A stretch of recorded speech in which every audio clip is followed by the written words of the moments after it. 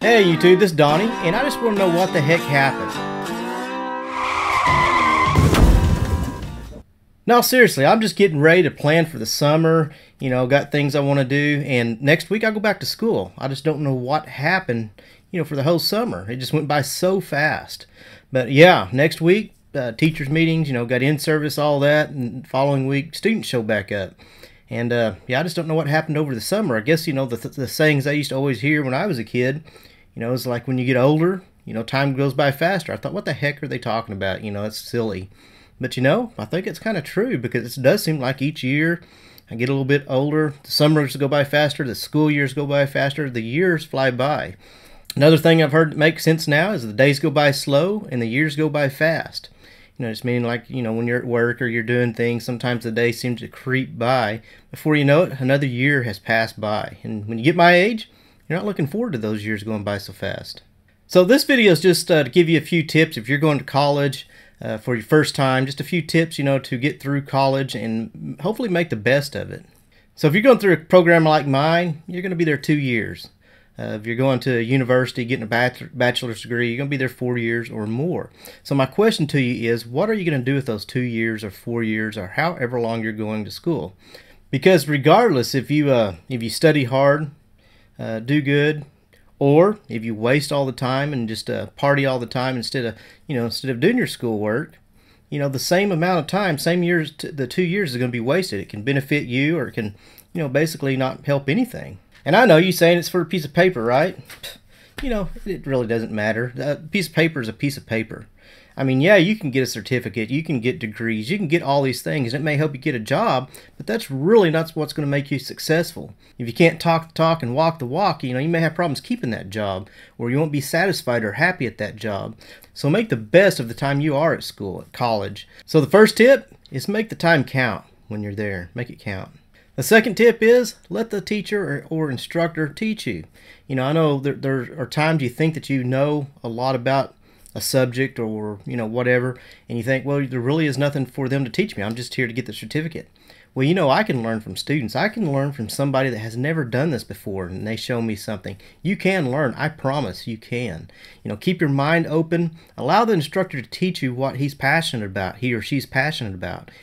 Soak that in. Now, I'm not saying you have to agree with everything. That's not what it's about, but you do need to consider it and listen to them. And I promise you, you do not know everything about whatever subject it is that you're passionate about. You can learn something every day. Some of the best technicians I know, paint technicians and body repair technicians, or any type of technician or job, or whoever, doctor, whatever it is, the best ones are the ones that are the best students. They still like to learn. They're still learning every day. They love to go to training, learn new things about it. They're passionate about it and always want to learn new ways, better ways. Now, they may learn about something and decide that's not for them, and that's fine, but you always need to be open to new ideas. And I think you'll realize, like the saying, the more that you learn about something, the more you realized that you did not know about it. So the second tip is, don't be a know-it-all. Be open to learn. And in technical programs like mine, collision repair, we're teaching students to get a job. Now, this may be a little bit different in university. I know a lot of the professors at universities, they could really care less if you're there or not. It's not their job to make sure you're there. But in technical programs like mine, welding, automotive, collision repair, those type of programs, it's their job to make sure you're ready to hit the industry. I mean, we don't want to be sending students out there that are not ready or not prepared and cannot fill the jobs that we need filled out there.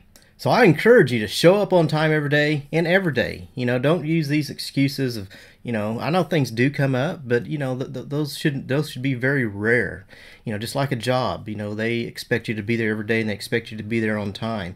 And even if you're going to a university, make that time count, because you're going to college for a reason. You're there to better yourself. So just showing up to do the minimum work possible, just to slide by, that you're going to be the one that doesn't benefit from that later on.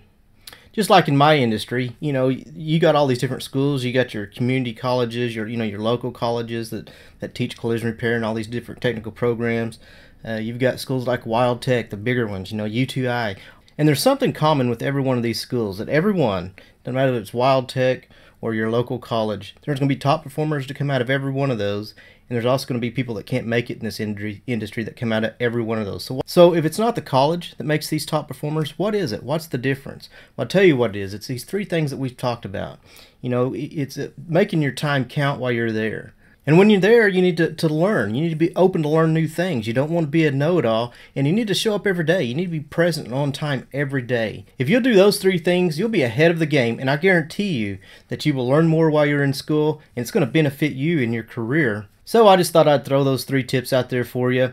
I know a lot of you are about to go to college for the first time. Some of you are moving away from home, and you know it's a big change in your life. You know it's a big change, but just make it count when you're there. You know that's my biggest advice that I have for you. And it's also an exciting time. You know maybe away from your parents for the first time.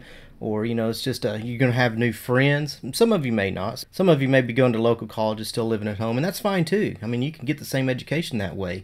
But, you know, a lot of you're going to meet all new people. You're going to have to meet new friends. I mean, it's just a big change, a lot of adjustment. But be sure to make the right choices. But make this time count. I mean, your end goal, I mean, your main thing is about your career, you know, having a successful career.